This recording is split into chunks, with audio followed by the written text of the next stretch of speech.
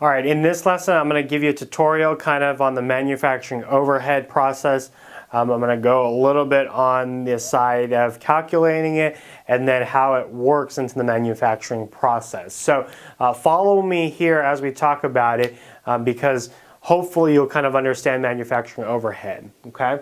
So what's manufacturing overhead? Manufacturing overhead is additional costs that we might incur in a manufacturing process, but we can't directly or systematically allocate them to a particular product. So for instance, now we're talking about job costing systems, but this could really work in process costing as well.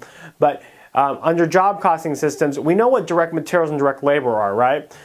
If I'm going to, now let's say we wouldn't do this type of expensing for pens like this, but let's assume that our job was to make this one pen. That's all we do is we make custom pens, okay?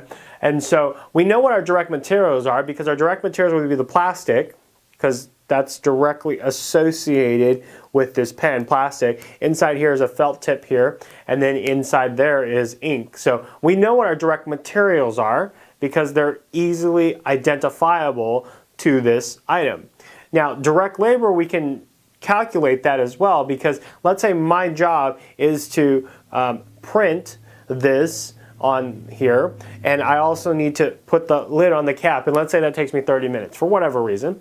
Okay, I would charge 30 minutes of my time, and if I got paid $20 an hour, I would charge to this $10 of direct labor. Easily identifiable, my time to the job. Now, let's step back. Let's say overhead. Okay, now overhead might be, let's say, in order for me to print this on the side of the pen, I need to put a film on it. Okay, let's say a plastic film.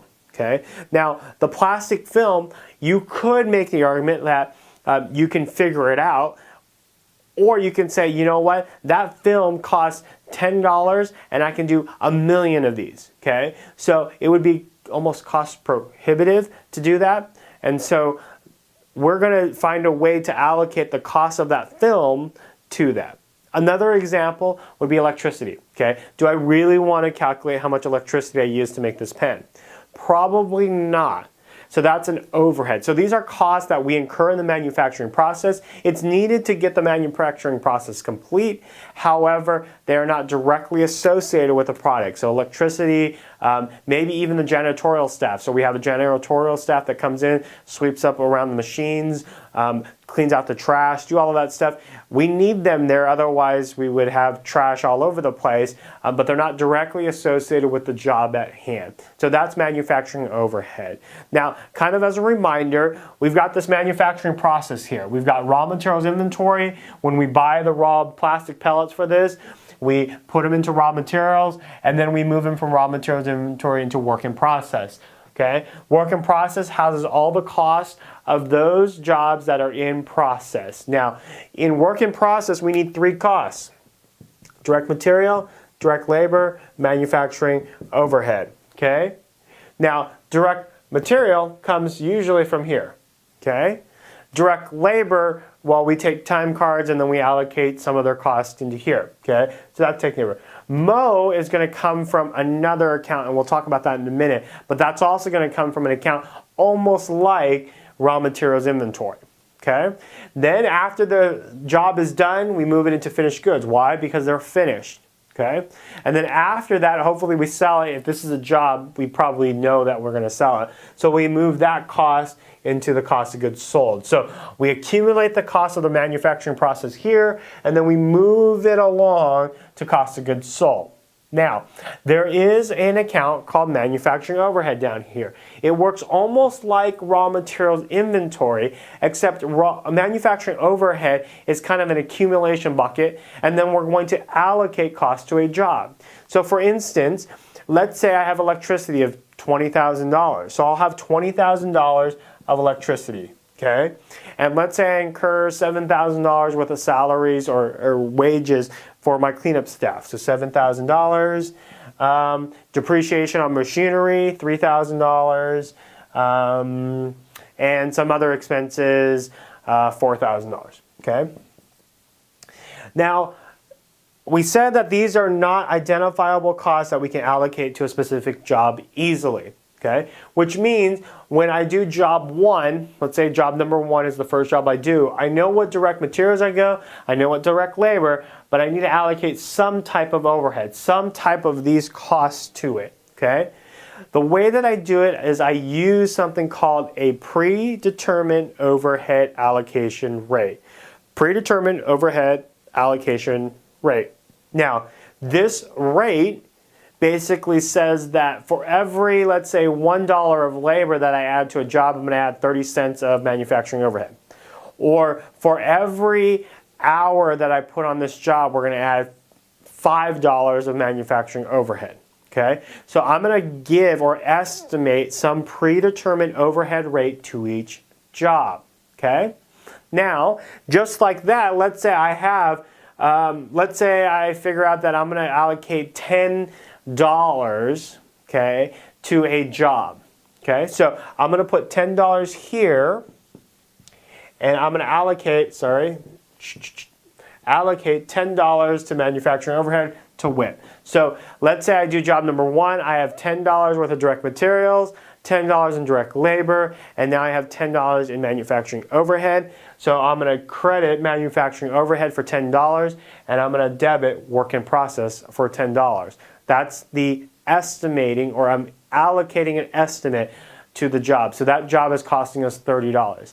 Is it exactly costing us $30? No, because manufacturing overhead is an estimate. And if it's an estimate, it means that we know that it's not actual. Okay? Now, another thing that I want you to know is right here, the debit side of manufacturing overhead is called actual overhead. Okay? And then the one on the right here is estimated overhead. Makes sense, right? I estimated this $10 of overhead to a job. Did it exactly cost 10? No, but I used a predetermined overhead allocation rate to make it happen. Now, we said that depreciation, utilities, and all of that stuff right here was actual, because I said to you, $20,000 in utilities, $7,000 in support staff, $3,000 in depreciation, and $4,000 in some other expenses, okay? So those are actual. So we accumulate the actual manufacturing overhead on the debit side, and then we accumulate all of the estimated overhead on the right side, okay? At the end of the period, this needs to be closed out. Typically, we'll have a difference. So in this case, I've got $34,000. Let's say at the end of the year, I've allocated $30,000 to different jobs. So as every job, I put in a predetermined overhead rate based on direct labor hours, blah, blah, blah, and I have a $4,000 difference, okay? At the end of the period, I'm gonna have to close this out by crediting $4,000, and it goes to cost of goods sold. Okay, so no matter what this is, if this was over-allocated would mean that I allocated more to jobs than we actually incurred, then I would have a credit balance here, so I would debit here and I would credit cost of goods sold. I know, it doesn't make sense, but that's where we're going to put it. We're going to be to credit to cost of goods sold. So it's going to decrease the actual cost of goods sold because I over-allocated my overhead to all the jobs. So we're going to make up for it by crediting cost of goods sold. Now, in all realisticness, it's immaterial. So even though I'm crediting cost of goods sold, it's probably going to be an immaterial amount. So it's not a huge issue that we're crediting it or debiting it to cost of goods sold. Okay? So I know that was a bit fast, and I know like what are we doing, but here's actual, here's estimate. We're going to need to close this out. We'll close this out to cost of goods sold. In WIP, work in process, I need to have direct material costs, direct labor costs, and then overhead. I need to assign overhead based on a predetermined overhead allocation rate. Okay? Now, how do we calculate predetermined overhead allocation rate? We calculate it using this equation. We take your total estimated overhead for the year. So we do this before the start of the year. So if we're going into 2017, we do it in 2016. Okay, so in 2016, we're going to create a predetermined overhead rate. That way in 2017, we can just start applying an overhead to all of the jobs. Okay, so we look at in 2017 and we go, how much overhead do we think we're going to accumulate next year? Well, this year we accumulated $34,000. So let's say next year we had a little bit increase. So next year we're going to accumulate $35,000. So $35,000 goes there. Now we divide that by a allocation base. I like to call it cost driver. What drives that cost? Okay. We have $35,000. We're estimating next year we're going to have $35,000 in manufacturing overhead. What drives the cost of that $35,000? Okay. Now, three of the ones that are most used in the industry, well, most used, I wouldn't say industry, but most used is direct labor hours, direct labor costs, and direct material costs. What do we mean?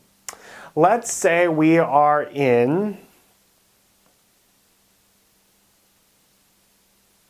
an organization that is very much a hands-on, worker-driven job. Okay, so it's not done by machinery, but most of the job is done by people. Okay, and so all of these expenses are because of people. Okay, because of what people do, not because of a machine. So we could say that what drives the $35,000 is the direct labor hours. So however many hours our employees are there working on the job. So what drives that $35,000? Okay, an example that I would say is, if I were to say what drives the cost of operating your car in a year? You might say, well, it's based on the number of miles I drive.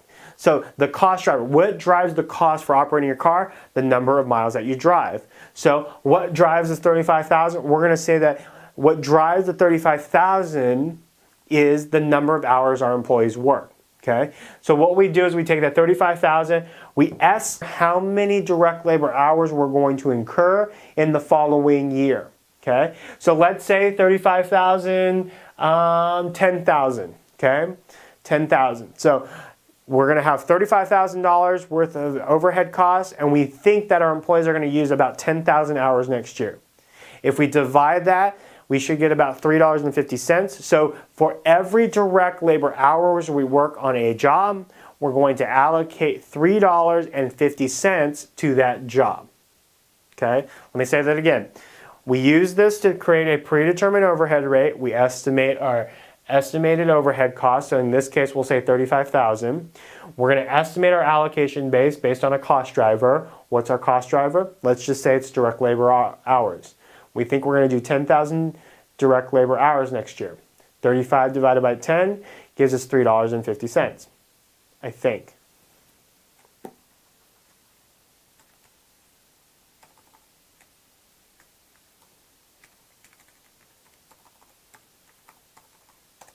Yeah, $30.50. Okay? So $3.50. That is for every hour that we work on a job, we're going to add $3.50. So let's say I'm doing job number 10, and on job number 10, I work 10 hours on it. Okay? So 10 hours times $20 an hour, because I already told you that I make $20 an hour, gives me what? 200 bucks? Okay? So we know what our direct labor is, 200 bucks. Now, direct materials.